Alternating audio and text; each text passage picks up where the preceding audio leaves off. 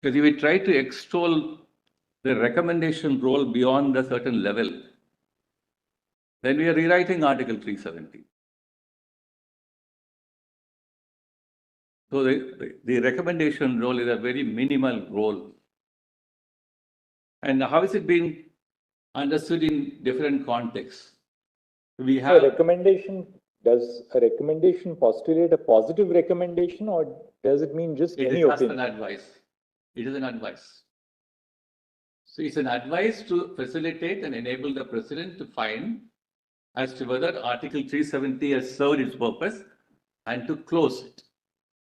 So the main whole clause 3 of Article 370 is to render Article 370 inoperative. But what happens in that context? Suppose there is a Constituent Assembly. Yes. We'll not go into this issue of the Constituent Assembly and the Legislative Assembly. And the Constituent Assembly recommends to the President, do not abrogate Article 370.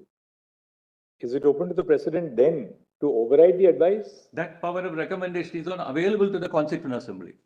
Sorry? The Assembly has to only recommend the President in regard to rendering Article 370 inoperative. The President seeks that advice from the Assembly. The Assembly will not say, I have my different thinking on Article 350 and I'll ask you to retain 370 the way we want it. So therefore, the advice, the recommendation is not just an opinion. Yeah. When the Constitution uses the expression recommendation, it means a positive decision, because Article 370 uses different phrases.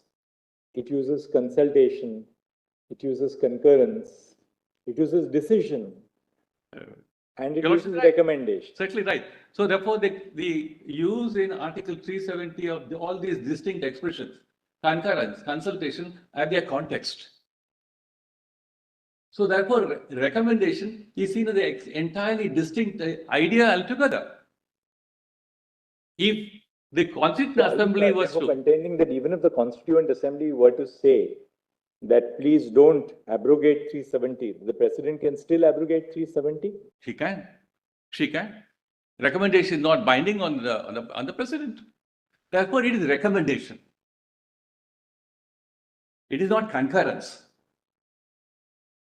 So concurrence for the purpose of concurrence for the purpose where you get the provisions of the Constitution extended stands in a different thing altogether. Consultation where the Parliament will enable to enact during that period. Consultation. So recommendation occupies that it comes at the end of the day when all the parties have understood that the job of 370 is done. What shall I do? The President says, let me know what I shall do now. I want to probably say, I have taken stock of all the presidential orders issued. The constitutional integration process is over. Now, is there anything left by way of invoking Article 370 or extending the provisions of the Constitution of India to J&K? That question will have to be necessarily asked.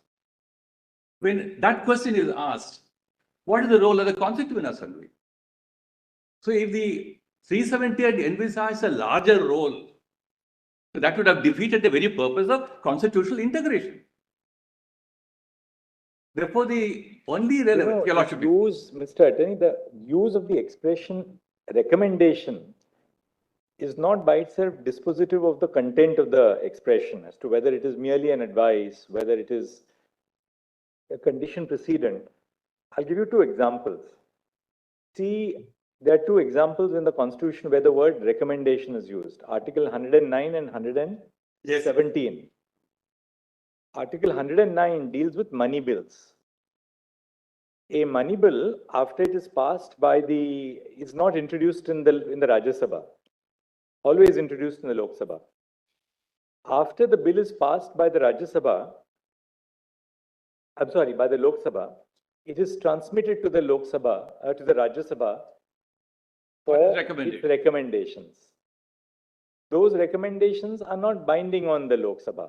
It may either accept them, it may accept them in part, it may reject them.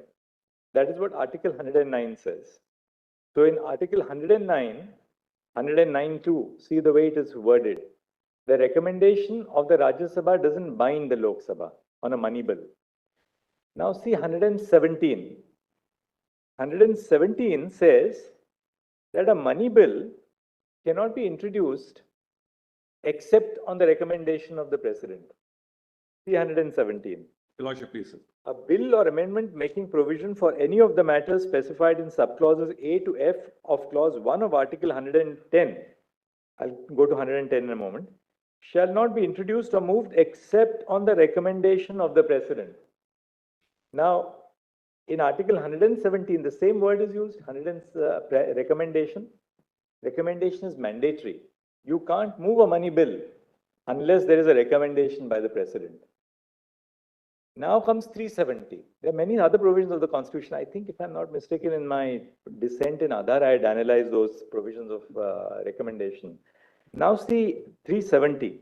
It says, provided that the recommendation of the Constituent Assembly of the state Shall be necessary. shall be necessary before. That's right. Shall be necessary and before.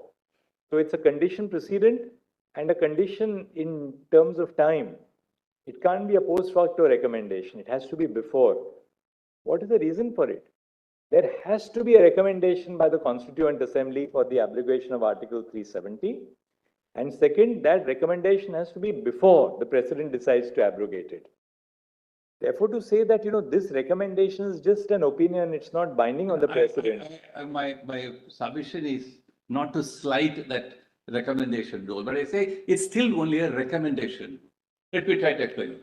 The necessity of having a recommendation does not add any further content to the role of recommendation. There is a procedure which is required because during the constitution integration process.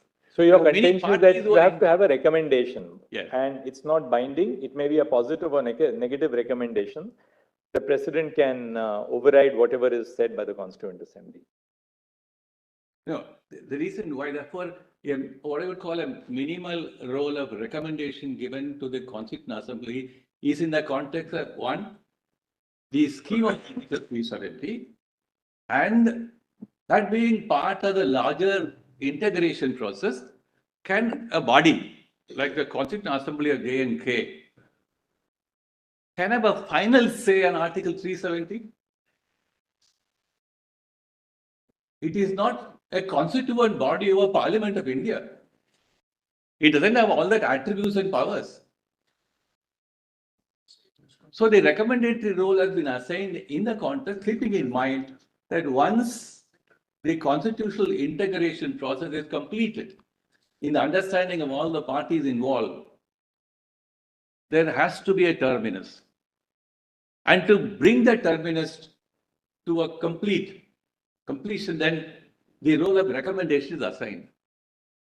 Otherwise, the Constituent Assembly could have been probably given the powers of consultation, concurrence. Why is state government coming into Article 370 at all?